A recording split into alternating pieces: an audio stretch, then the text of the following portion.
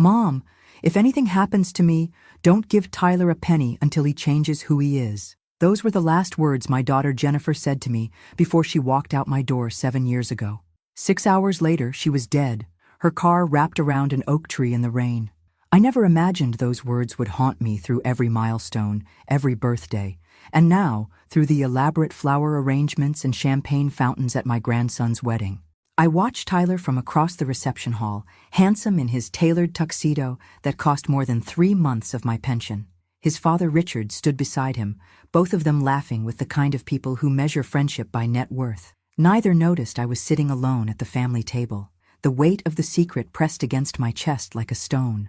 $33 million, all mine according to Jennifer's will, not a cent to Tyler or his father. My modest home in Boston and simple Honda Civic gave nothing away.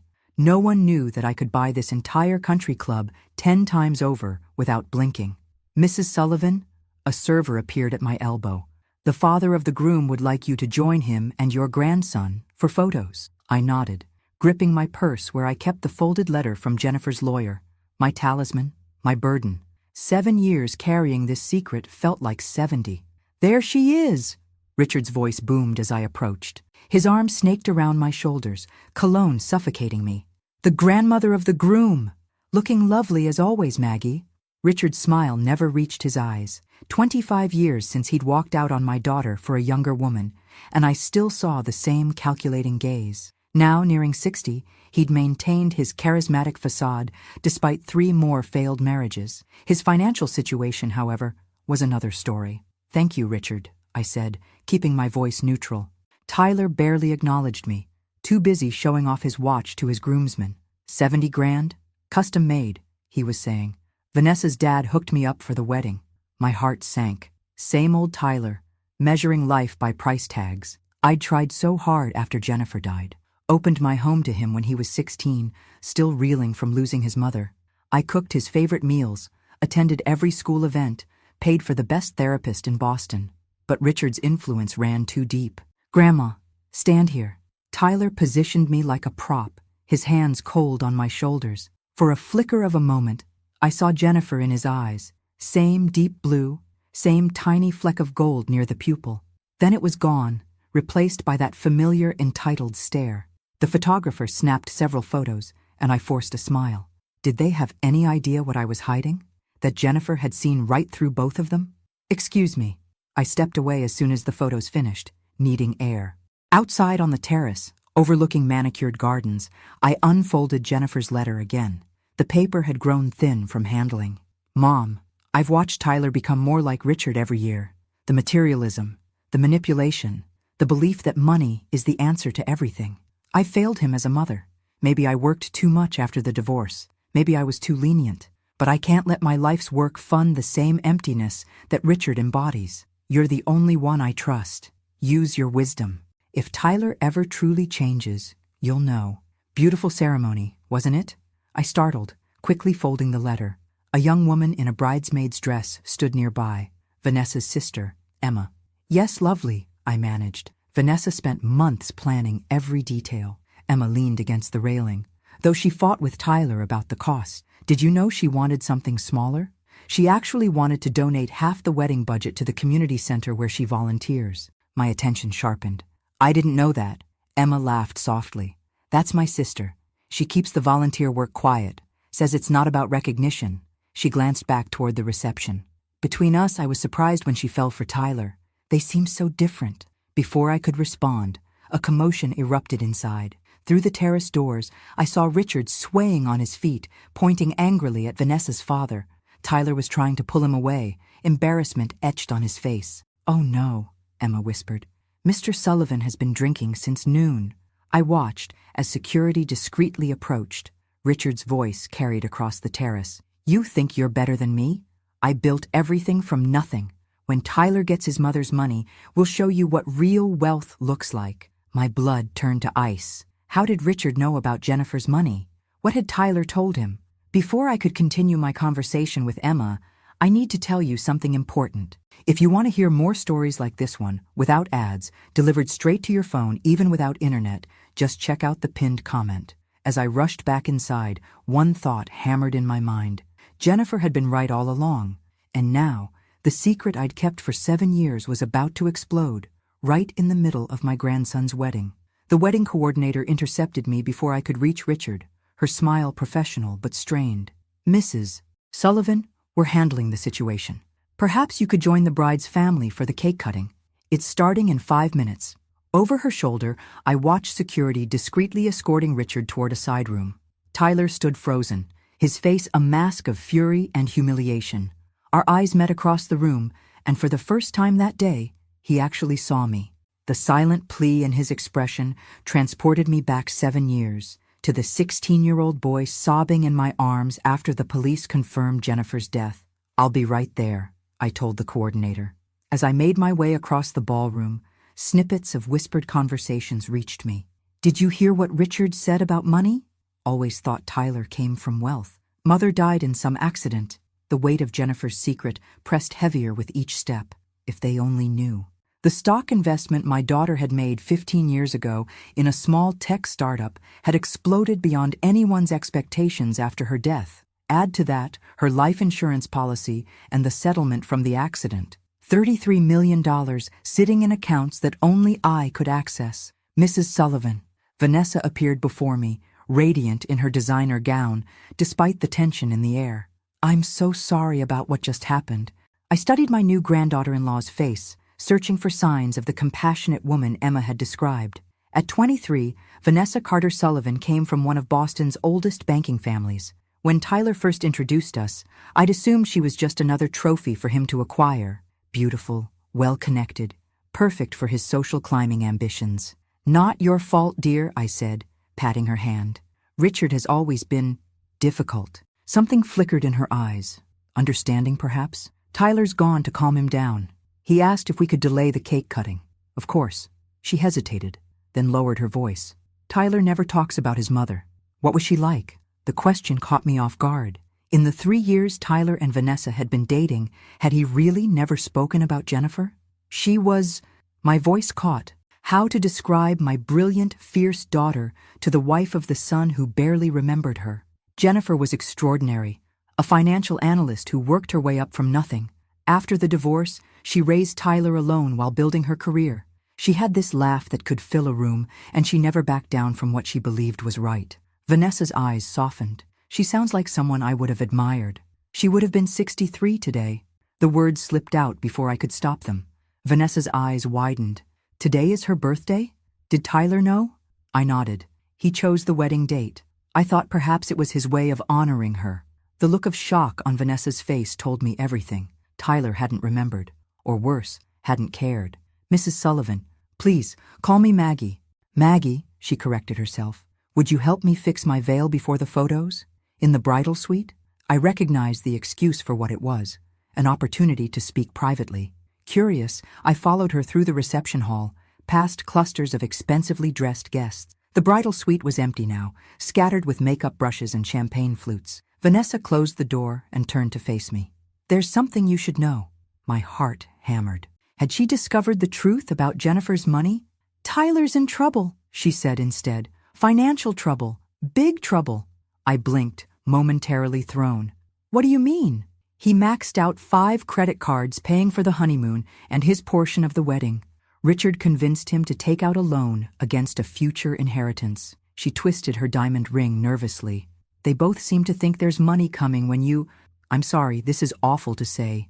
When you pass away." So that explained Richard's drunken outburst. My mind raced, anger and sadness warring within me. 7 years of providing for Tyler, the private university tuition I paid anonymously through a trust, the apartment I subsidized, the lucky breaks I arranged through old nursing contacts, and still, he was counting the days until my death? "There's something else," Vanessa continued, her voice dropping to a whisper. "Last night, I overheard Richard telling Tyler they should try to get you declared mentally incompetent if you don't cooperate about the inheritance after the wedding." The room seemed to tilt. "What?" Vanessa's eyes filled with tears. "I can't believe I'm saying this on my wedding day, but I think I've made a terrible mistake. The man I fell in love with, the Tyler who volunteers with me at the community center, who stayed up all night helping me prepare meals for the homeless, that man seems to disappear whenever his father is around." I stared at her, processing this new information. Tyler volunteering? Helping the homeless? This didn't align with anything I'd observed over the past 7 years. Before I could respond, the door burst open. Tyler stood there, his face flushed with either anger or alcohol, perhaps both. "There you are," he snapped at Vanessa. "Everyone's waiting. What are you doing with her?" The contempt in the way he said "her" cut through me like a knife. This was the real Tyler, the one Jennifer had seen clearly enough to protect her fortune from. "Don't speak to your grandmother that way," Vanessa said, her voice quiet but firm. Tyler's expression darkened. "Stay out of family business, Vanessa. Dad's having a rough day." "It's your mother's birthday, Tyler," she replied. "Did you even remember?" The color drained from his face. For a moment, the mask slipped, and I glimpsed something I hadn't seen in years. Shame. "The cake," he muttered, turning away. "They're waiting." As Vanessa followed him out, she gave me a look that spoke volumes. This marriage was already fracturing, barely hours after the vows. Alone in the bridal suite, I pulled out my phone and dialed a number I rarely used. "Stanley Friedman's office," answered a crisp voice. "This is Margaret Sullivan," I said. "I need to speak with Jennifer's lawyer immediately. There's been a development." Stanley couldn't take my call until Monday, but his assistant assured me the trust was secure. Nobody, not Richard, not Tyler, not even a team of Boston's finest lawyers, could touch Jennifer's money without my consent. I returned to the reception, with my heart racing, but my resolve strengthened. The grand ballroom had transformed for the evening portion. Crystal chandeliers cast a golden glow over the dance floor, where Tyler and Vanessa were performing their first dance. They looked like figures from a fairy tale, him in black, her in white, moving together in practiced steps that probably cost thousands in private lessons. "Beautiful couple," said a voice beside me. Vanessa's father, William Carter, offered me a glass of champagne. Unlike Richard's flashy ostentation, William exuded old money confidence. "Shame about Tyler's father causing a scene. Richard has always been theatrical," I replied, accepting the drink. William's eyebrow rose slightly. "That's a diplomatic way of putting it." He lowered his voice. "Between us, I had concerns about this match. Vanessa has always had, shall we say, a social conscience that doesn't typically align with the Sullivan men's reputation." The comment surprised me. "You know Richard well. We've crossed paths in business." Nothing positive. His expression remained carefully neutral. "I respect my daughter's choices, but a father worries, especially when he hears rumors about gambling debts and borrowed money." My fingers tightened around the champagne flute. "Gambling?" William looked momentarily uncomfortable, as if he'd said too much. "Perhaps I'm misinformed. Excuse me, my wife is signaling me." He departed smoothly, leaving me with another piece of the puzzle. Gambling would explain Tyler's financial troubles, despite his well-paying job at an investment firm, a position I strongly suspected Richard had secured for him through dubious connections. The music changed, and guests flooded the dance floor. I retreated to a quiet corner, observing the celebration with growing unease. Richard had reappeared, seemingly sobered up, working the room with his trademark charm. I watched him approach several of William Carter's business associates, clapping shoulders and laughing too loudly. "May I have this dance?" I turned to find a gentleman about my age, distinguished in his tuxedo, hand extended politely. "Robert Winters," he introduced himself, "friend of the bride's family." "Margaret Sullivan," I replied, taking his hand after a moment's hesitation. "Grandmother of the groom." As we moved to the dance floor, Robert proved himself an accomplished dancer. "I hope you don't mind my forwardness," he said. "You looked like you could use a rescue from your thoughts." I smiled despite myself. "That obvious?" I recognized the look of someone carrying a heavy burden. I wore it myself for years after my wife passed. There was no pity in his tone, just understanding. For a moment, I allowed myself to relax into the dance, grateful for the respite from the tension. "I knew your daughter," he said after a moment, his words nearly stopping my heart. "Jennifer Sullivan, right? Brilliant analyst. She consulted for my firm about 12 years ago." My steps faltered. "You knew Jennifer?" Robert nodded. "She had a remarkable mind for investment strategy. Saved our company millions with her recommendations." His expression grew thoughtful. "I lost track of her after she left the industry. Someone mentioned she had passed, and I was deeply sorry to hear it." "Car accident," I said automatically, the words rehearsed from years of condolences. 7 years ago. A terrible loss, She spoke about you often, with great admiration. Tears threatened at the corners of my eyes. I'd grown so accustomed to being invisible at family gatherings, to Tyler's dismissive attitude, that I'd forgotten how it felt to be seen. Did she ever mention— I began, then stopped myself. What was I doing? Interrogating a stranger at my grandson's wedding. But Robert seemed to understand what I couldn't ask. If you're wondering whether she mentioned her investment in Horizon Tech, yes, she did. Jennifer was one of the earliest investors. Smart move that would have paid off substantially. My blood ran cold. How much did this man know? It's actually why I approached you, Robert continued, his voice dropping. I recognized you from a photo in her office. When I saw you here, looking so troubled, I wondered if perhaps her son inherited that investment. Young people often mismanage sudden wealth. The dance ended before I could respond, which was fortunate since I had no idea what to say. Robert escorted me back to my table, handed me a business card, and disappeared into the crowd, leaving me shaken. I needed air.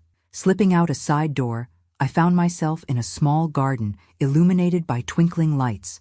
To my surprise, I wasn't alone. Vanessa sat on a stone bench, still in her wedding gown, staring at her phone. She looked up as I approached, hastily wiping her eyes. Maggie, I'm sorry, I just needed a minute. Are you all right? I asked, though the answer was obvious. No, she admitted with a sad laugh. My wedding day, and I'm hiding in a garden from my own husband. I sat beside her, careful of her dress. What happened? Tyler's upset because I refused to ask my father for money tonight. He says they need it for an opportunity Richard found.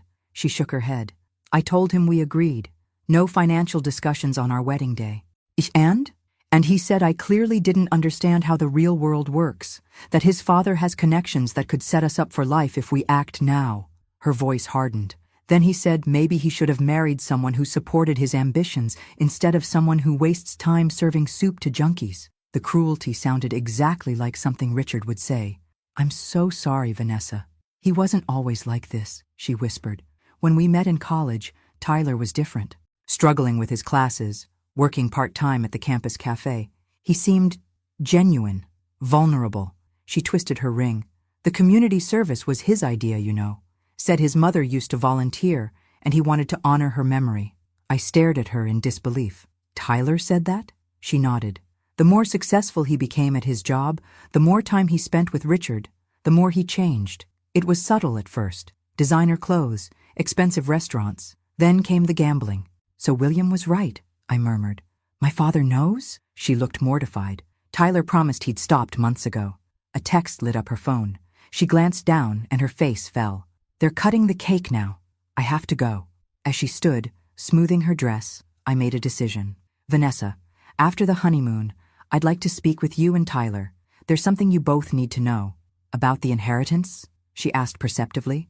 About Jennifer, I corrected. And yes, about what she left behind, but not what Tyler expects. For the first time that evening, I felt Jennifer's presence beside me, approving as I finally prepared to unveil the truth she'd entrusted to me 7 years ago. The cake-cutting ceremony was a masterclass in pretense. Tyler and Vanessa smiled for the cameras, feeding each other bites of 5-tier white chocolate ganache that cost more than my monthly pension. No one watching would have guessed they'd been arguing minutes earlier, or that the father of the groom was being closely monitored by security guards posing as waitstaff. I stood at the periphery, my mind racing from the conversation with Robert Winters. How much did he know about Jennifer's investments? Was it coincidence he approached me tonight, or something more calculated? Quite the spectacle, isn't it? I turned to find Emma, Vanessa's sister, beside me again. She held 2 plates of cake. Thought you might want some, since you're hiding in the corner. Thank you, I said, accepting the plate. And I'm not hiding, I'm observing. Same difference at these events. She took a bite of cake. God, $30,000 and it tastes like grocery store sheet cake. I nearly choked. 30,000? For a cake? Emma rolled her eyes. Tyler insisted. Vanessa wanted our mom's best friend to bake it. She does amazing work, but apparently it wasn't prestigious enough for the Sullivan-Carter wedding. She studied me thoughtfully. You don't seem like them. The Sullivans, I mean. I'm not, I said simply. That explains why Vanessa likes you. She has a radar for authenticity. Emma's gaze drifted to where her sister and Tyler were posing for more photos. I worried when she started dating him. He seemed like every other trust fund brat at Dartmouth. I bit back a bitter laugh. If only she knew there was no trust fund. At least, not one Tyler could access. But she insisted he was different, Emma continued. Said he had depth beneath the surface, struggles he was working through. She shrugged. I guess she saw something the rest of us missed. Or something that wasn't there, I thought sadly. Mrs. Sullivan. Richard appeared suddenly, his charm dialed to maximum as he addressed Emma. Would you excuse us? Family matter? Emma gave me a look that asked if I was okay. I nodded, and she reluctantly moved away. Richard's smile vanished the moment she left. We need to talk about Tyler's inheritance. Direct and tactless. Typical Richard. This isn't the time or place, I replied coolly. It's the perfect time. His voice was low, controlled, but I could sense the desperation beneath it. Tyler's starting a new chapter. He needs his mother's money now, not when you decide he's worthy of it. I stared at him, shocked by his bluntness. What makes you think Jennifer left him anything? A flicker of uncertainty crossed his face before his confidence reasserted itself. Don't play games, Maggie. Jennifer had that Horizon Tech investment. Everyone in the industry knew it exploded after her death. That money belongs to her son. Legally, it belongs to whoever she designated in her will, I countered. His eyes narrowed. And you've been controlling it all these years, doling out just enough to keep him dependent on you. Classic manipulation. The accusation, so hypocritical coming from him, made my blood boil. Is that what you've told Tyler? That I'm manipulating him? I've told him the truth, that his grandmother is withholding his birthright. Richard stepped closer, his cologne suffocating me again. He needs that money, Maggie. We both do. We? I repeated, catching the slip. Richard's face hardened. I've invested everything in his future, gotten him connections, opportunities. Now we have a chance at something big, really big. But we need capital. Another scheme, Richard? Like the real estate development that bankrupted you in 2012? Or the restaurant chain that folded in 2018? His eyes widened slightly. You've been checking up on me. I've been protecting my grandson, I corrected. Something Jennifer would have expected. At the mention of my daughter, something dark flashed across Richard's face. Jennifer never understood business. All those ethics getting in the way of real success. He leaned in, his voice dropping to a dangerous whisper.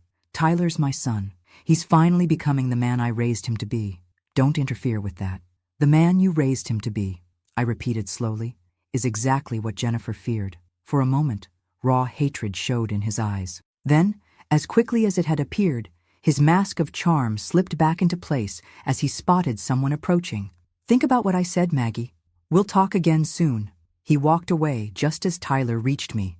My grandson looked flushed, whether from dancing or drinking, I couldn't tell. What did Dad want? He asked, eyes following his father. To congratulate me on your beautiful wedding, I lied, unwilling to drive the wedge between us deeper. Not tonight.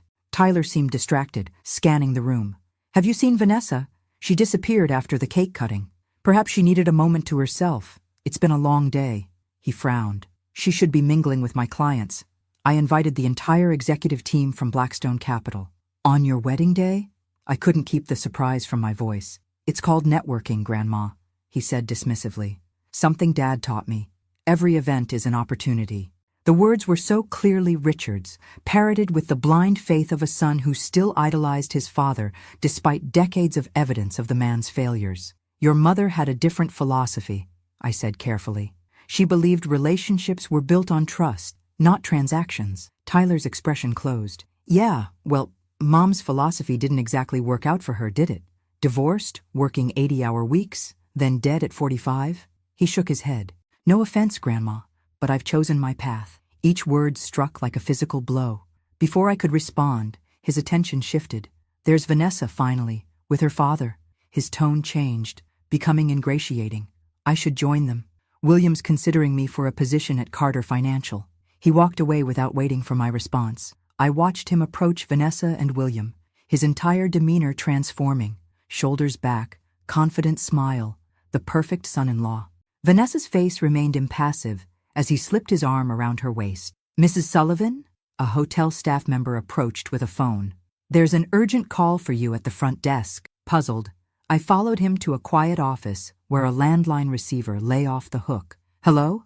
Maggie, it's Stanley Friedman. Jennifer's lawyer sounded tense. I know it's your grandson's wedding, But this couldn't wait. Someone's been making inquiries about Jennifer's estate. My grip tightened on the phone. What kind of inquiries? Legal ones. Someone hired Walsh and Bennett to investigate the terms of Jennifer's will. My blood ran cold. Walsh and Bennett was one of Boston's most aggressive law firms, known for contesting wills and trusts. When? The paperwork was filed yesterday, Stanley said. And Maggie, the client, is listed as Tyler Sullivan. The room seemed to spin around me. That's impossible. Tyler doesn't even know the details of Jennifer's will. There's more, Stanley continued grimly. They've specifically requested information about mental competency requirements for trustees. They're building a case to have you declared unfit to manage the trust. Vanessa's warning from earlier echoed in my mind. This wasn't just talk. They were already taking action. What do I need to do? I asked, my nurse's training kicking in, focusing on practical steps rather than the betrayal tearing at my heart. For now, nothing. The trust is ironclad. Jennifer made sure of that. Stanley's voice softened. But Maggie, you should be careful around both Tyler and Richard. Document all interactions, and consider revealing the full terms of the trust sooner rather than later. Sometimes transparency is the best defense. After hanging up, I stood motionless, Jennifer's letter burning in my purse. All these years I'd protected Tyler from the truth, that his mother had seen through him, had recognized the Richard in him. I'd hoped he would change, would somehow find his way back to the sweet boy he'd been before Richard's influence corrupted him. But as I returned to the reception, watching Tyler laugh with Richard in a corner, heads bent together in conspiracy, I finally accepted what Jennifer had known 7 years ago. Some patterns don't change. Some lessons have to be learned the hard way. It was time to reveal the truth about the $33 million.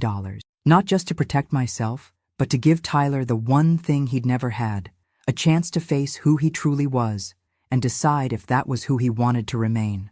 The brunch the day after the wedding was smaller, more intimate, just family and the wedding party gathered in a private dining room at the Carter estate. I'd barely slept, Stanley's warning playing on repeat in my mind. As I entered the sunlit conservatory where tables had been arranged among lush tropical plants, I steeled myself for the confrontation that seemed inevitable. Tyler and Vanessa hadn't arrived yet. Richard sat with several groomsmen, looking remarkably fresh for someone who'd been escorted out by security the night before. He caught my eye and raised his mimosa in a mocking toast. Margaret. William Carter approached, offering me coffee. I hope you found your accommodations comfortable. Very. Thank you. The Carters had insisted on putting me up in their guest house rather than the hotel where other guests stayed. I'd been touched by the gesture, but now wondered if William had his own reasons for keeping me close. I wonder if we might speak privately before the young couple arrives, he said, confirming my suspicion. I followed him to a stone terrace overlooking immaculate gardens. For a moment, neither of us spoke, sipping our coffee and watching gardeners trim hedges in the distance. I should tell you, William finally said, that I knew Jennifer. Another revelation. Was there anyone at this wedding who hadn't been keeping secrets about my daughter? We weren't close, he clarified, seeing my expression. We served on a charity board together about 10 years ago, education for underprivileged children. He smiled faintly. She was formidable, challenged our conventional approaches, made us uncomfortable in the best way. I felt a surge of pride. That sounded exactly like Jennifer. When Vanessa started dating her son, I didn't make the connection immediately. Sullivan is a common name. William set down his cup. Once I realized, I looked into Tyler more carefully, his background, his relationship with his father. And, I prompted when he paused, and I found concerning patterns. His gaze was direct. Richard Sullivan has a history of using his son to access wealth and connections. 3 failed businesses funded primarily by Tyler's former girlfriends' families. Numerous loans in Tyler's name. My heart sank. You knew all this and still allowed Vanessa to marry him? William's expression tightened. I raised my daughters to make their own choices, even when I disagree. Vanessa sees something in Tyler that I don't. He hesitated. But I protected her in other ways. Their prenuptial agreement is extensive, and I've placed her inheritance in a trust she can access, but Tyler cannot, just like Jennifer had done. Does Vanessa know about this investigation you conducted? Not the extent of it, but she's smart, observant. She sees Richard's influence. He leaned forward. Which brings me to why I wanted to speak with you. There are rumors in financial circles that Jennifer left behind substantial assets that Tyler expects to inherit when you pass. Richard has been using this expectation to secure investments and loans, and you're concerned about your daughter being drawn into their schemes, I concluded. Precisely. He met my eyes. I don't mean to be indelicate, Margaret, but are these rumors true? Did Jennifer leave her son a significant inheritance? The question hung between us. I could lie, maintain the secret I'd kept for 7 years, but what purpose would that serve now? Jennifer left everything to me, I said quietly. With specific instructions about Tyler. William's eyebrows rose slightly, but he showed no other reaction. I see. And Richard and Tyler don't know this. They suspect, but don't know the details, which is why I swallowed hard. They're preparing to challenge my competency as trustee. Now William looked genuinely shocked. They what? Before I could explain further, the terrace doors opened. Tyler stood there, looking disheveled in a way that suggested hangover rather than the casual, rumpled look young people sometimes affected. Here you are, he said, his tone accusatory. Dad's looking for you, Grandma. William rose smoothly. Actually, Tyler, I was hoping to speak with you about a position at Carter Financial. Perhaps after brunch? The sudden shift caught Tyler off guard. His bloodshot eyes widened with interest. Really? I mean, yes, absolutely. Excellent. I'll have my assistant set it up. William nodded to me. Margaret, thank you for the conversation. As he departed, Tyler's demeanor changed, a calculating look replacing his hangover fog. What were you two talking about? Just getting to know each other. Family now, after all. I kept my voice light. Where's Vanessa? Still getting ready. He waved dismissively. Women, right? An hour to put on lip gloss. The casual sexism made me wince, another echo of Richard's influence. Your father is looking for me? Tyler's expression shifted, became more guarded. Yeah, he wants to discuss something important before we leave for our honeymoon. The honeymoon your credit cards paid for, I said, watching his reaction. The one you can't afford. He blanched. How did you?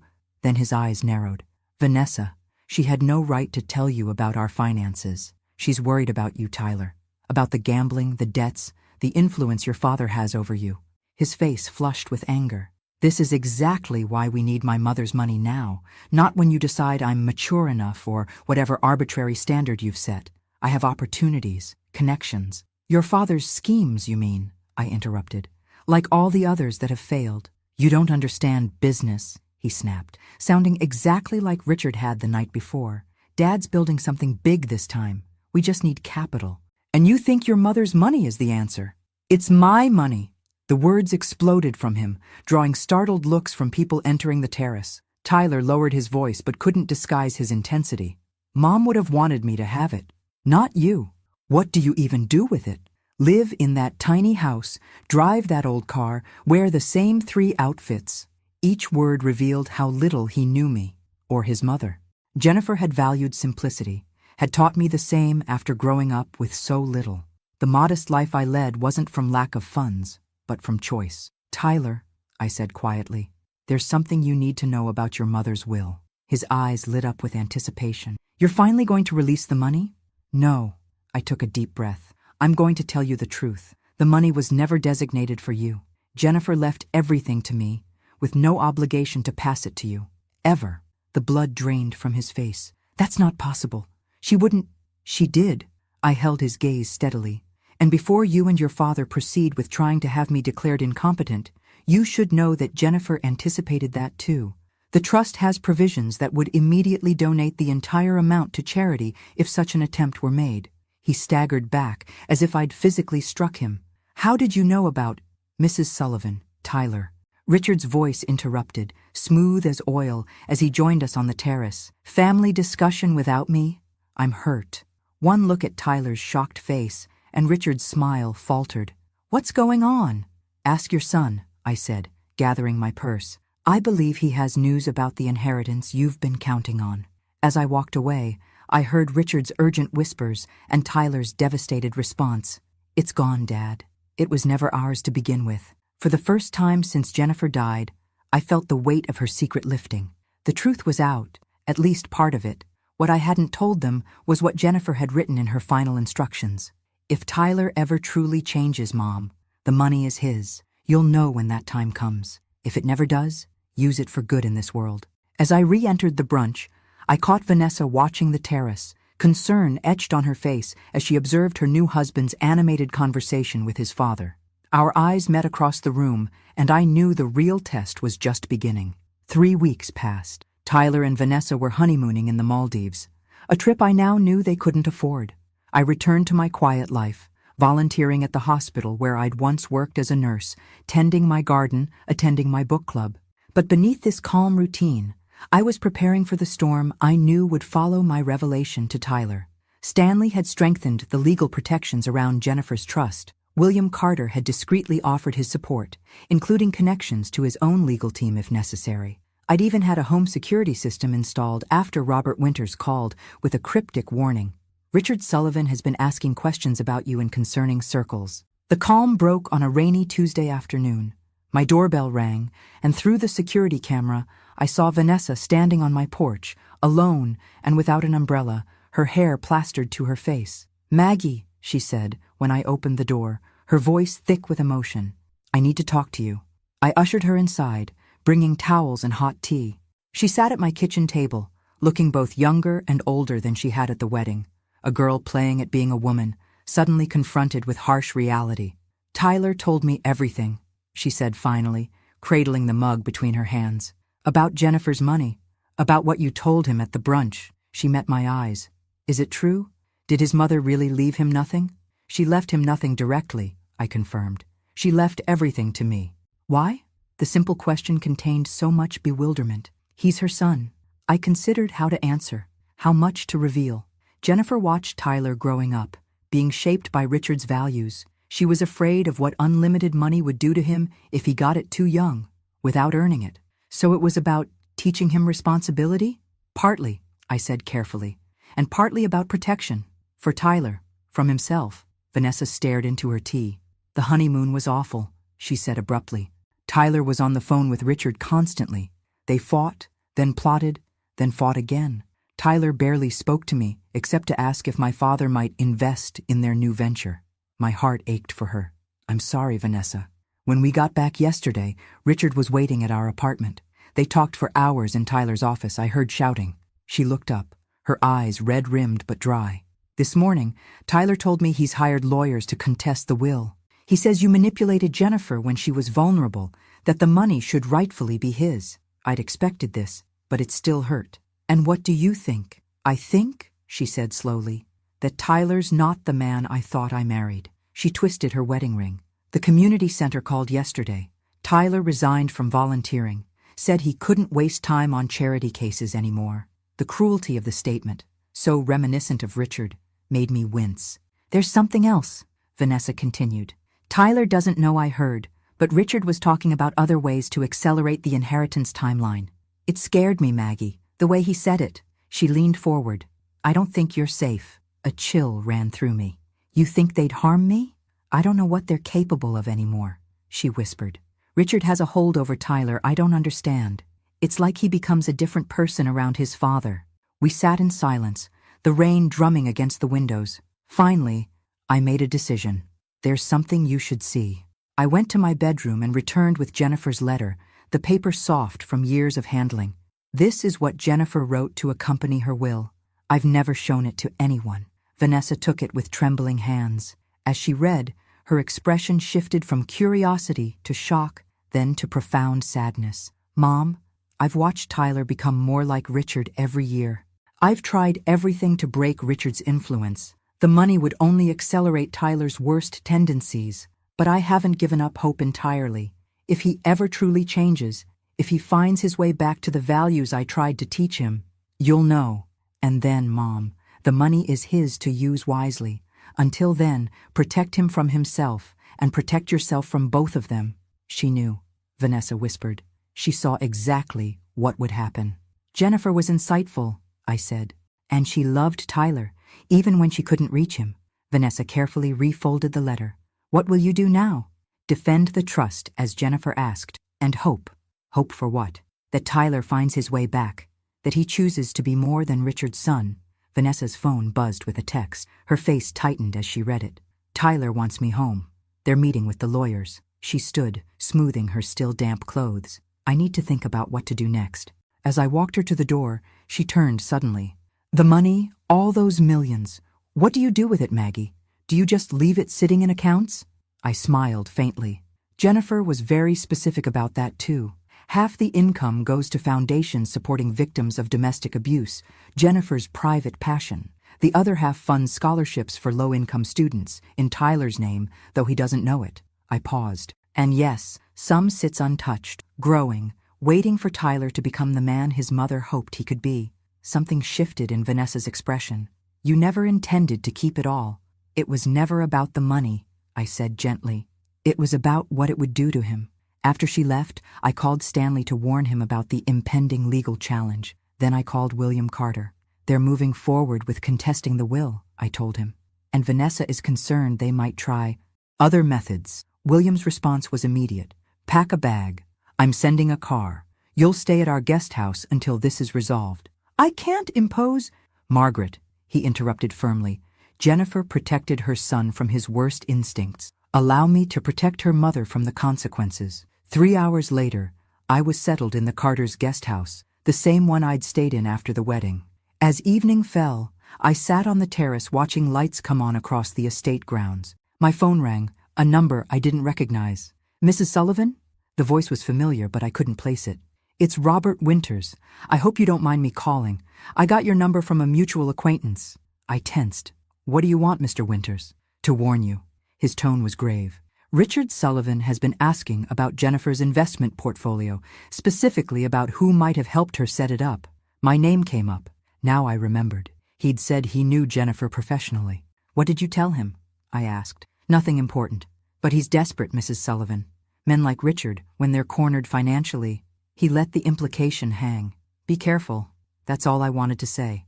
After he hung up, I stood at the window watching darkness claim the manicured gardens. For 7 years, I'd carried Jennifer's secret alone.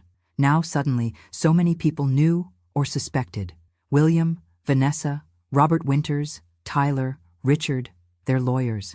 I touched my phone, tempted to call Tyler, to try one more time to reach the grandson I'd helped raise, the boy who'd once had his mother's smile and compassion. But the screen lit up before I could dial. A text from Vanessa. Tyler's gone to stay with Richard. Says he needs space to process the betrayal. I'm coming to my parents' house tonight. Need to talk to you again. There's more you should know. I stared at the message, wondering what else Jennifer's carefully constructed plan had set in motion, and whether any of us would emerge unscathed from the truth it had protected for so long. Vanessa arrived at the Carter estate just after 9, her eyes red-rimmed but resolute. We sat in the guest house living room, the soft lamplight casting long shadows as rain continued to patter against the windows. I found something, she said without preamble, pulling a small flash drive from her purse. When Tyler left for Richard's, I went through his office. I know I shouldn't have, but after what I heard, she shook her head. I had to know what they were planning. My stomach tightened. And emails between Tyler and Richard going back years, discussions about the inheritance strategy. They've been planning this since before Tyler even met me. Her voice cracked. Our entire relationship, it was all part of their plan. What do you mean? She plugged the drive into her laptop. Richard knew my family had connections to financial circles Jennifer had worked in. They thought I might have information or access to people who did. She opened a file and turned the screen toward me. Read this. From 3 years ago, right when Tyler and I started dating. The email from Richard to Tyler made my blood run cold. The Carter girl is perfect. Her father knows everyone in Boston finance. Get close to her, charm her family. Someone in their circle must know where Jennifer hid the money. Don't blow this like you did with the Peterson girl. Remember, eyes on the prize. $33 is worth a few dinners with boring socialites. Tyler's response was equally disturbing. Already on it. She's actually into all that volunteer crap Mom used to do. Playing along is annoying but working. Her sister's suspicious though. Keeping my distance from that one. I looked up, momentarily speechless. The calculated deception went beyond anything I'd imagined. There's more, Vanessa said, her voice hollow. Hundreds of emails, plans to contest the will once they had enough information, discussions about having you declared incompetent. She swallowed hard. And contingency plans if legal means failed. What kind of contingency plans? I asked, though I feared I knew the answer. Nothing explicitly threatening. They were careful about that. but references to accelerating the timeline and removing obstacles that are chilling. She closed the laptop. I've copied everything. My father's lawyers are reviewing it now. I sat back, trying to process the extent of the betrayal, not just of me, but of Vanessa. I'm so sorry, I said finally, that you were drawn into this. I feel such a fool, she whispered. I really believed he changed for me. That the volunteering, the interest in social causes, all of it was genuine. We believe what we need to believe about the people we love, I said gently. I did the same with Tyler for years. She looked up sharply. But you saw through him eventually. Jennifer did too. Why couldn't I? Because you have a generous heart, and because Tyler is very much his father's son, charming when he needs to be, convincing in his deceptions. I reached out to take her hand. Jennifer saw it because she lived with Richard for years. I saw it because I watched it develop. Vanessa wiped away a tear. What do we do now? We protect ourselves, I said firmly, and we follow Jennifer's plan, which has worked exactly as she intended so far. What do you mean? Jennifer knew that one day the truth would force Tyler to confront who he really is, who he's chosen to become. That moment has arrived. I stood, suddenly feeling every one of my 68 years. The question now is whether Tyler will continue down Richard's path or finally find his way back. After everything in these emails, do you still believe he can change? She asked incredulously. I have to, I said simply. He's still Jennifer's son. The next morning brought clear skies and an unexpected visitor. Emma arrived at the guest house as I was having coffee on the terrace. Sorry to intrude, she said, looking uncomfortable. Dad asked me to check if you needed anything. That's very kind, but I'm fine, I assured her. She lingered, shifting her weight from one foot to another. Is it true? What Vanessa told us last night about Tyler and his father? I nodded. I'm afraid so. Emma's expression hardened. I knew it. From the first time I met him, something felt off. The way he watched everyone, calculated every interaction. She sat down across from me. Vanessa wouldn't listen. She said I was being judgmental, that Tyler had hidden depths. He does have depths, I said quietly, just not the kind she hoped for. She's devastated. Dad's talking about annulment, but she won't discuss it yet. Emma studied me with curious intensity. Why aren't you more angry? They were literally plotting against you. It was a fair question.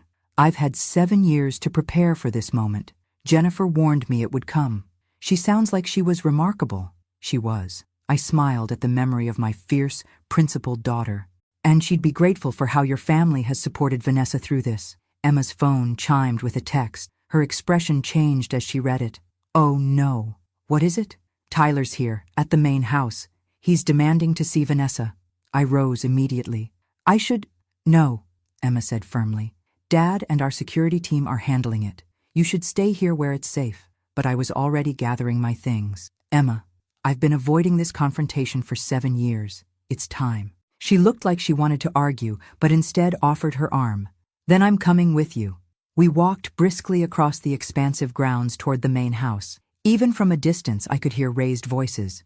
As we rounded a hedge, the scene came into view. Tyler standing at the front entrance, gesturing angrily as William Carter blocked the doorway. 2 security guards stood nearby, alert, but not yet intervening. My wife! Tyler was shouting. You can't keep her from me. She doesn't want to see you, William replied, his voice controlled but firm. I suggest you leave before this becomes more embarrassing for everyone. This is her fault, isn't it? Tyler jabbed a finger toward me as Emma and I approached, filling Vanessa's head with lies about me and my dad. William turned, alarm crossing his face when he saw us. Margaret, you shouldn't be here. Emma, take her back to the guest house. But I gently disengaged from Emma's arm and stepped forward. It's all right, William. Tyler and I are overdue for an honest conversation.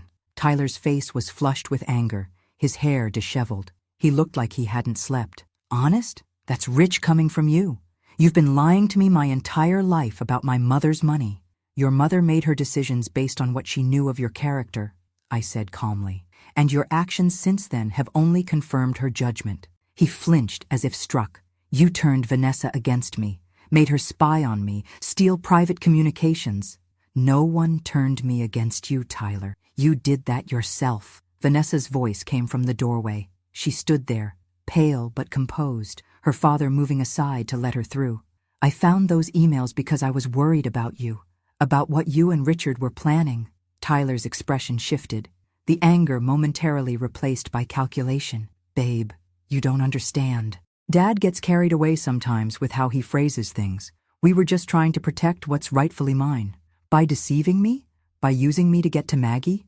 Vanessa's voice trembled. The volunteer work, the interest in my causes, was any of it real? A flicker of shame crossed Tyler's face before hardening again. I did what I had to do. That money belongs to me. It's my birthright. Money isn't a birthright, I said quietly. It's a responsibility. One your mother didn't believe you were ready for.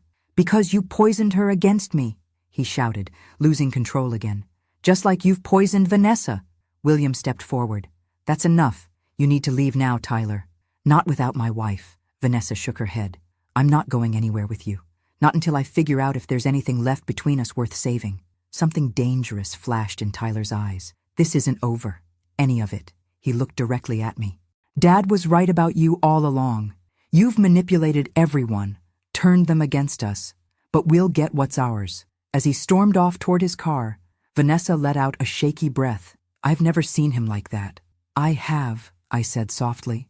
When he was 17, angry at the world for taking his mother, Richard channels that anger, uses it. William placed a protective arm around his daughter. We should go inside.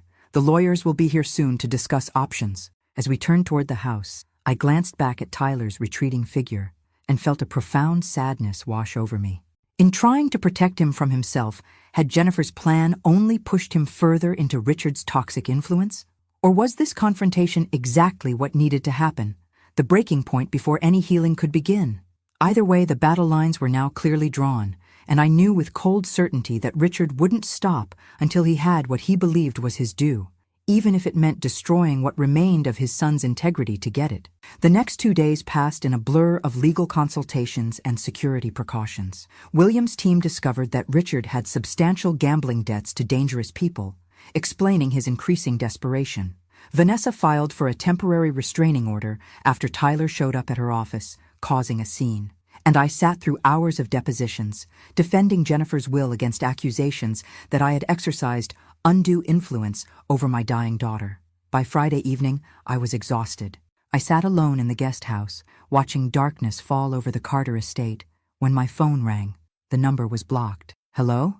I answered cautiously. Mrs. Sullivan. The familiar voice of Robert Winters caught me by surprise. I need to see you. It's urgent. Mr. Winters, I don't think... It's about Jennifer, he interrupted, and about Richard. I have information you need to hear in person. I hesitated, recalling William's warnings about trusting anyone connected to this situation. I'm not at home. I know. You're at the Carter estate. When I remained silent, he added, Richard has been monitoring your movements. That's part of what I need to tell you. A chill ran through me. How do I know I can trust you? Jennifer called you Magpie when she was little, he said softly. Because you collected shiny things, sea glass, buttons, coins with unusual dates. My breath caught. No one knew that nickname except Jennifer. How could you possibly? I'll explain everything. Meet me at the public garden near the Carter estate. 1 hour. Come alone. The line went dead before I could respond. Every instinct told me not to go, that it could be a trap. But the mention of that childhood nickname, something so private, so personal, gnawed at me. After 15 minutes of internal debate, I made a decision. I wouldn't go alone. William was reluctant, but understood when I explained. My head of security will be nearby, out of sight, he assured me. Emma insisted on driving you. She'll stay in the car at a distance. Thank you, I said, touched by their concern. I know this isn't your fight. He smiled grimly.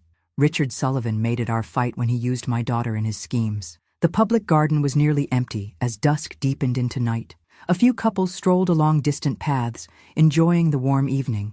I sat on a bench near the central fountain as instructed, Emma's car visible in the parking lot beyond. Mrs.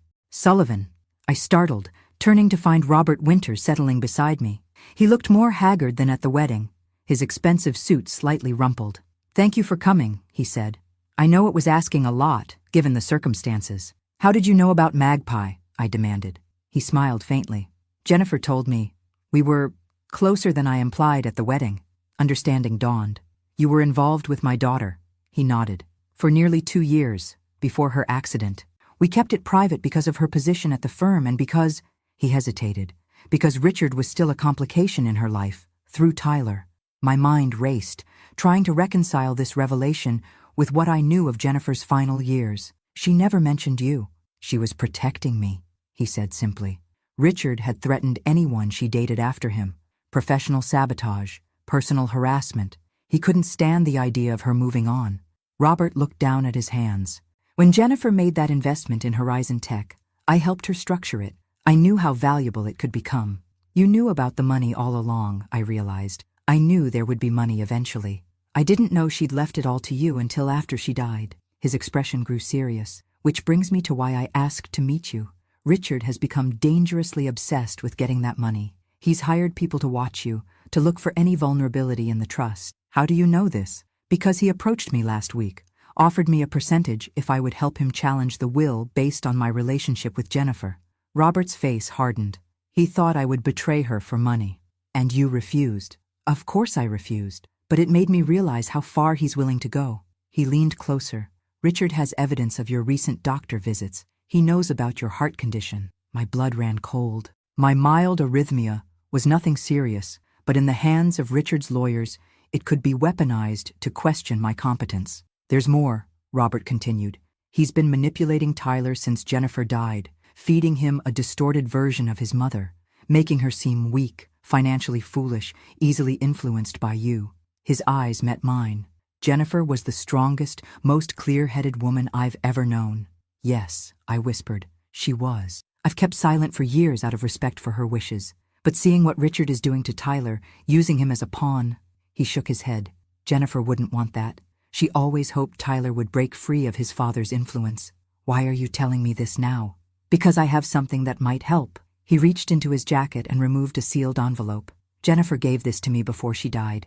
Said if anything happened to her, I should hold on to it unless Tyler ever ended up exactly like his father. Her words. I took the envelope with trembling hands. What is it? A letter, and a USB drive containing recordings of conversations between Jennifer and Richard in the years after their divorce. Things he said about Tyler, about his plans to use the boy to get Jennifer's money eventually. Robert's expression was grim. It's ugly, Margaret. She recorded him threatening her, mocking Tyler's weakness for caring about others, bragging about how he was molding the boy in his image. I stared at the envelope, understanding the weight of what it contained. Why didn't she use this during the custody battle? She tried. The judge ruled the recordings inadmissible. Richard's lawyer argued they were obtained without consent. He smiled sadly. Jennifer kept them anyway. Said someday Tyler might need to hear the truth about his father. And you think that time is now? I think the next 2 days passed in a blur of legal consultations and security precautions. William's team discovered that Richard had substantial gambling debts to dangerous people, explaining his increasing desperation. Vanessa filed for a temporary restraining order after Tyler showed up at her office, causing a scene. And I sat through hours of depositions, defending Jennifer's will against accusations that I had exercised undue influence over my dying daughter. By Friday evening, I was exhausted. I sat alone in the guest house, watching darkness fall over the Carter estate, when my phone rang. The number was blocked. Hello? I answered cautiously. Mrs. Sullivan. The familiar voice of Robert Winters caught me by surprise. I need to see you. It's urgent. Mr. Winters, I don't think... It's about Jennifer, he interrupted. And about Richard. I have information you need to hear in person. I hesitated, recalling William's warnings about trusting anyone connected to this situation. I'm not at home. I know. You're at the Carter estate. When I remained silent, he added, Richard has been monitoring your movements. That's part of what I need to tell you. A chill ran through me. How do I know I can trust you? Jennifer called you Magpie when she was little, he said softly, because you collected shiny things, sea glass, buttons, coins with unusual dates. My breath caught. No one knew that nickname except Jennifer. How could you possibly... I'll explain everything. Meet me at the public garden near the Carter estate. 1 hour. Come alone. The line went dead before I could respond. Every instinct told me not to go, that it could be a trap. But the mention of that childhood nickname, something so private, so personal, gnawed at me. After 15 minutes of internal debate, I made a decision. I wouldn't go alone. William was reluctant, but understood when I explained. My head of security will be nearby, out of sight, he assured me. Emma insisted on driving you. She'll stay in the car at a distance. Thank you, I said, touched by their concern. I know this isn't your fight. He smiled grimly. Richard Sullivan made it our fight when he used my daughter in his schemes. The public garden was nearly empty as dusk deepened into night. A few couples strolled along distant paths, enjoying the warm evening. I sat on a bench near the central fountain. As instructed, Emma's car visible in the parking lot beyond. Mrs. Sullivan, I startled, turning to find Robert Winters settling beside me. He looked more haggard than at the wedding, his expensive suit slightly rumpled. Thank you for coming, he said. I know it was asking a lot, given the circumstances. How did you know about Magpie? I demanded. He smiled faintly. Jennifer told me. We were closer than I implied at the wedding. Understanding dawned. You were involved with my daughter. He nodded. For nearly 2 years before her accident. We kept it private because of her position at the firm and because, he hesitated, because Richard was still a complication in her life, through Tyler. My mind raced, trying to reconcile this revelation with what I knew of Jennifer's final years. She never mentioned you. She was protecting me, he said simply. Richard had threatened anyone she dated after him. Professional sabotage, personal harassment. He couldn't stand the idea of her moving on. Robert looked down at his hands. When Jennifer made that investment in Horizon Tech, I helped her structure it. I knew how valuable it could become. You knew about the money all along, I realized. I knew there would be money eventually. I didn't know she'd left it all to you until after she died. His expression grew serious, which brings me to why I asked to meet you. Richard has become dangerously obsessed with getting that money. He's hired people to watch you, to look for any vulnerability in the trust. How do you know this? Because he approached me last week, offered me a percentage if I would help him challenge the will based on my relationship with Jennifer. Robert's face hardened. He thought I would betray her for money. And you refused. Of course I refused. But it made me realize how far he's willing to go. He leaned closer. Richard has evidence of your recent doctor visits. He knows about your heart condition. My blood ran cold. My mild arrhythmia was nothing serious, but in the hands of Richard's lawyers, it could be weaponized to question my competence. There's more, Robert continued. He's been manipulating Tyler since Jennifer died, feeding him a distorted version of his mother, making her seem weak, financially foolish, easily influenced by you. His eyes met mine. Jennifer was the strongest, most clear-headed woman I've ever known. Yes, I whispered, she was. I've kept silent for years out of respect for her wishes. But seeing what Richard is doing to Tyler, using him as a pawn, he shook his head. Jennifer wouldn't want that. She always hoped Tyler would break free of his father's influence. Why are you telling me this now? Because I have something that might help. He reached into his jacket and removed a sealed envelope. Jennifer gave this to me before she died. Said if anything happened to her, I should hold on to it unless Tyler ever ended up exactly like his father. Her words. I took the envelope with trembling hands. What is it? A letter and a USB drive containing recordings of conversations between Jennifer and Richard in the years after their divorce. Things he said about Tyler, about his plans to use the boy to get Jennifer's money eventually. Robert's expression was grim. It's ugly, Margaret. She recorded him threatening her, mocking Tyler's weakness for caring about others, bragging about how he was molding the boy in his image. I stared at the envelope, understanding the weight of what it contained. Why didn't she use this during the custody battle? She tried. The judge ruled the recordings inadmissible. Richard's lawyer argued they were obtained without consent. He smiled sadly. Jennifer kept them anyway, said someday Tyler might need to hear the truth about his father. And you think that time is now? I think Tyler deserves one last chance to see Richard for who he truly is, Robert said quietly, before he loses everything that matters, his marriage, his integrity, his mother's legacy. As I slipped the envelope into my purse, a twig snapped nearby. Robert tensed, scanning the darkness. We should go. I don't trust Richard not to have followed me. Thank you, I said, standing, for honoring Jennifer's memory this way. He nodded, his expression softening. She was the love of my life, Margaret. I couldn't save her, but perhaps we can still save her son. As I walked back toward Emma's waiting car, I felt Jennifer's presence more strongly than I had in years. The pieces she had put in place, the trust, the recordings, even Robert, were finally converging. The battle for Tyler's soul was reaching its climax, and for the first time since the wedding, I felt a flicker of hope that Jennifer's plan might work exactly as she had intended. Chapter 9. The Confrontation. The recording was worse than I'd imagined. Richard's voice, slightly younger but unmistakable, filled the guest house living room where William, Vanessa, Emma, Stanley and I gathered to listen. The kid's soft, just like you made him. All that volunteer crap, the feelings talks. He's 16, Jen. He should be learning how the world really works, not crying over homeless people and stray dogs. Jennifer's voice, calm but firm. He's developing empathy, Richard, something you wouldn't understand. Empathy doesn't make money. I'm teaching him what matters. Ambition, winning, taking what you want. Is that why you took him to a casino last weekend? To teach him values? A dismissive laugh. He needs to learn risk management. Besides, the kid's got talent for cards. Could be useful someday. He's 16, Richard. It's illegal, not to mention completely inappropriate. Don't be so uptight. Just because you've suddenly become loaded doesn't mean you get to dictate how I raise my son when he's with me. A pause, then Jennifer's voice, suddenly alert. What do you mean, loaded? Come on, Jen. That tech investment, word's getting around. My buddy at Henderson Financial says you hit the jackpot. Richard's tone turned silky. You know, Tyler's going to need money for college soon.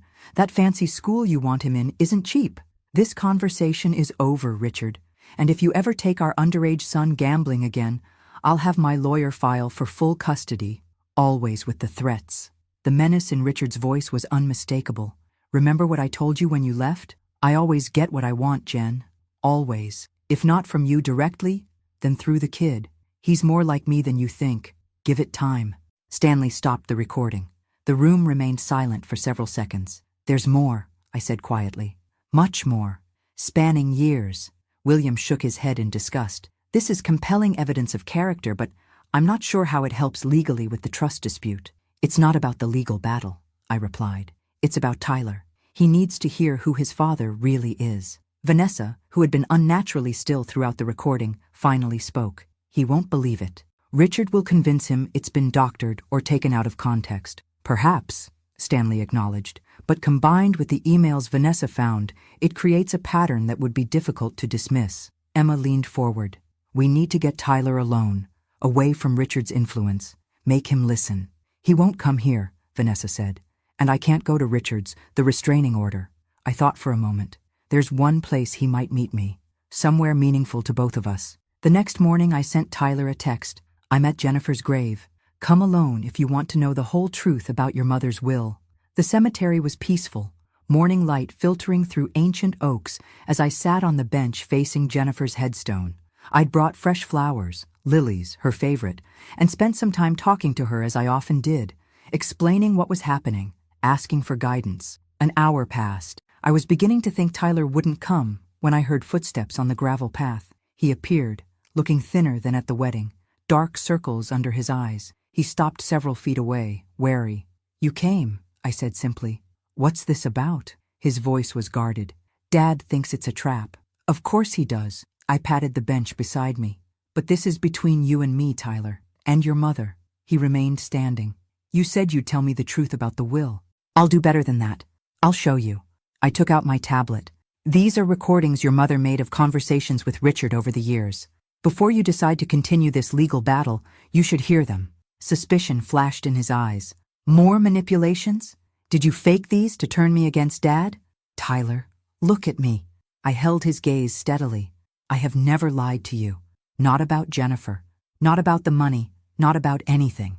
Can Richard say the same? Something flickered in his expression. Doubt, perhaps. Wordlessly, he sat beside me, leaving space between us.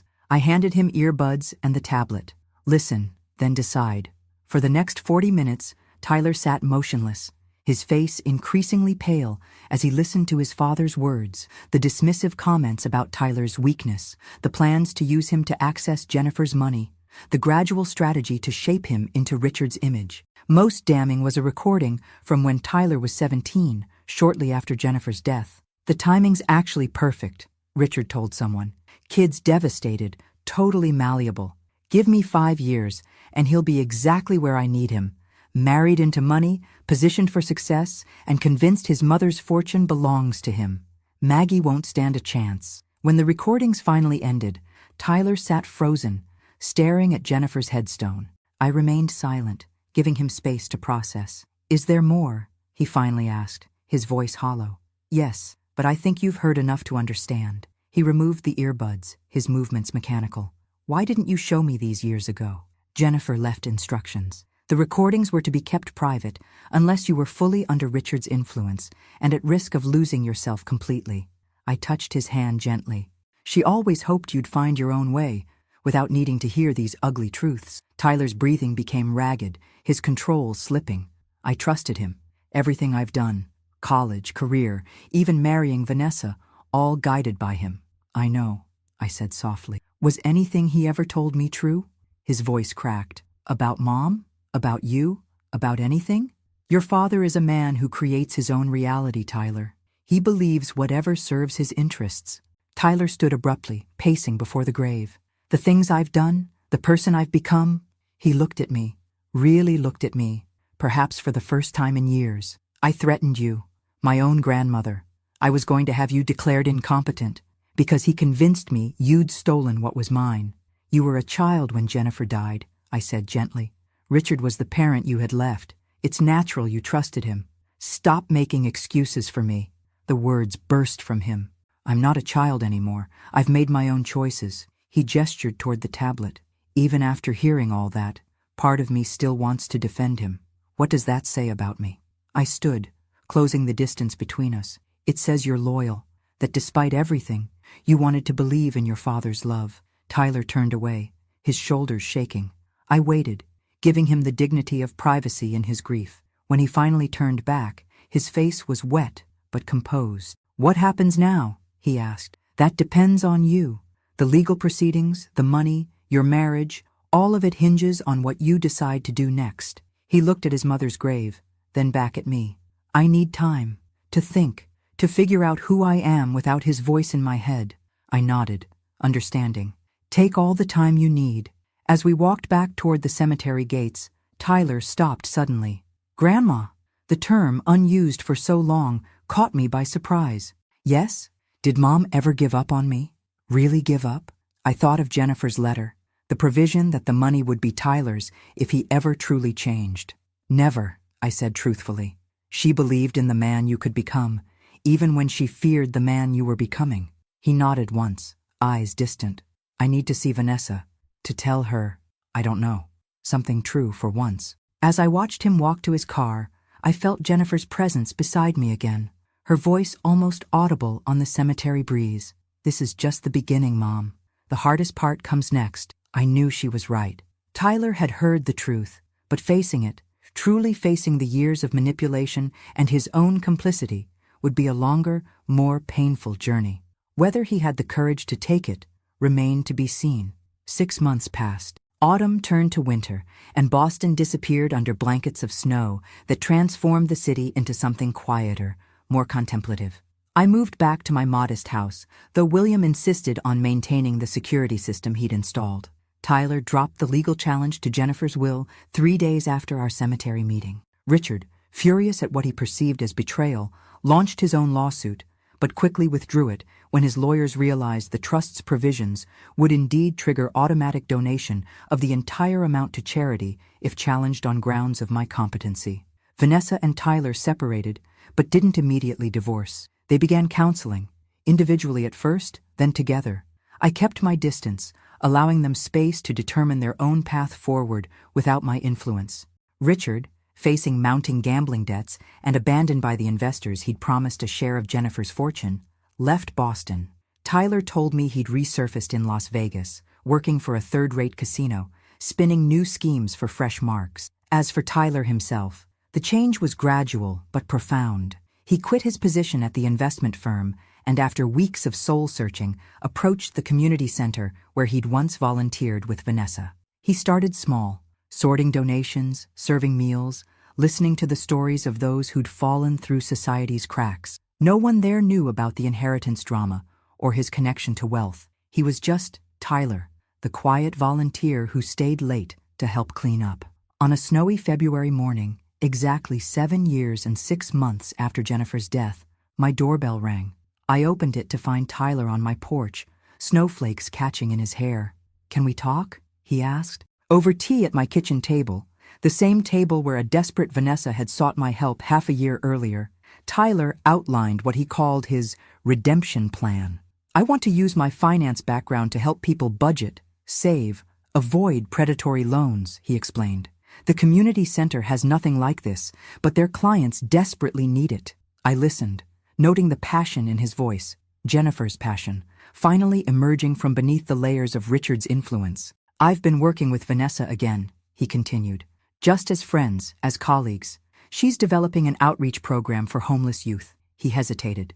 "We're not back together, not like before, but there's something there worth rebuilding maybe, if she decides I'm worth the risk." "And what do you need from me?" I asked gently. "Nothing." He met my eyes directly. "I'm not here to ask for money or forgiveness or anything else. I just wanted you to know that I'm trying. Really trying this time." I reached across the table and took his hand. "Jennifer would be proud of you." He swallowed hard. "I found some of her old journals. Reading them, it's like meeting her as an adult for the first time. She was extraordinary." "Yes," I said simply. "She was." We sat in comfortable silence, the snow falling softly outside. Finally, Tyler spoke again. "There's something else. I've been meeting with Robert Winters." I tried to hide my surprise. "Oh?" "He's been telling me stories about Mom, who she really was, not Dad's version. And," Tyler looked down at his hands, "he's offered to invest in the financial literacy program, said Mom would have loved the idea." "That sounds like her," I agreed. Tyler hesitated, then asked the question I sensed had been on his mind for months. "The money, Mom's money, what happens to it now?" I studied him, seeing beyond the surface to the genuine curiosity rather than greed. "It continues to fund the scholarships and domestic violence programs Jennifer designated, and it remains in trust, growing. For what purpose? That's for you to discover," I said carefully, "when you're ready." 1 year later, on a bright spring morning, I sat in the audience of a small community center auditorium, watching Tyler address the first graduating class of the Jennifer Sullivan Financial Independence Program. 25 people of various ages received certificates and small grants to continue their education or start modest businesses. Vanessa stood beside him at the podium, their bodies not quite touching but somehow in sync as they called each graduate's name. The simple gold band had returned to her finger 2 months earlier, after a small, private ceremony at the Carter estate, nothing like the extravagant wedding that had started this journey. After the ceremony, Robert Winters approached me, looking more relaxed than I'd ever seen him. "She would have loved this," he said, nodding toward the graduates mingling with their families. "Yes," I agreed. "She would have." "Have you told him yet?"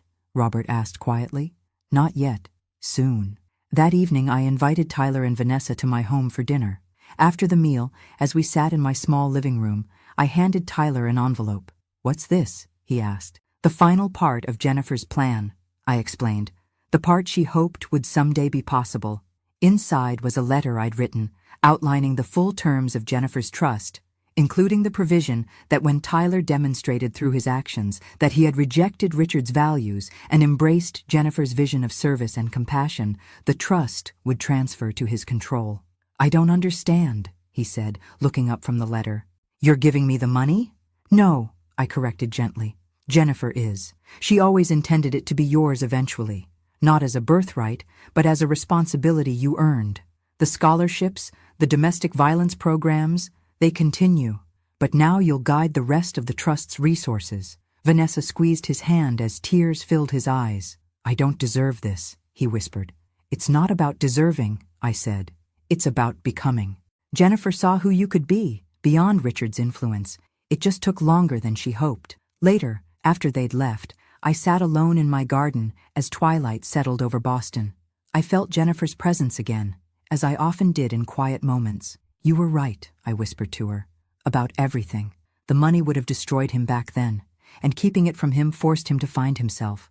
As a cool spring breeze rustled the emerging leaves, I thought about the journey from that wedding day to now, how I'd sat silently while Tyler and Richard plotted, while the truth remained buried, while $33 million hung in the balance.